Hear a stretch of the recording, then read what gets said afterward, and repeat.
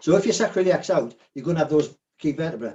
Now, practitioners are adjusting these key vertebrae because they're out, but they're adaptations. And again, I was taught many years ago, don't adjust adaptations, put the sacroiliac in and then go back and see what you're there. Now, once you follow the distortions, obviously those nerves feed around to the organs, and most 90%, probably higher, of musculoskeletal problems have a visceral origin. Certainly spinal problems, and then depending on where that nerve goes and the muscles that connect, the meridians that connect, all the remote problems come from organs first. And some of the ancients, they used this ampaka, and some of them only worked on the abdomen, freed the thorax off and freed on the abdomen only, and got incredible results, documented results thousands of years ago, by understanding these facial restrictions that came about when organs were restricted. And the nerve is basically passing through that tissue, but it's not joined to it. It's got to be in free suspension and it has to glide.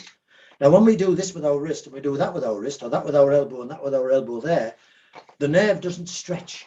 The tissues around it stretch because they've got elasticity, and the nervous system has very, very limited elasticity.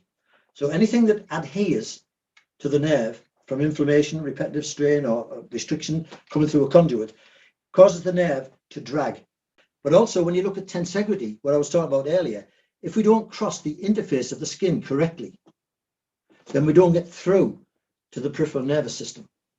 Now, that peripheral nervous system is global. It's talking to all of the body all of the time. This is working with the whole of the globality of the facial system, which houses the distortion, and then the organs get better. And then when the organ gets better, we heal them. Now, the little finger represents the heart and the small intestine, and the thumb represents the head.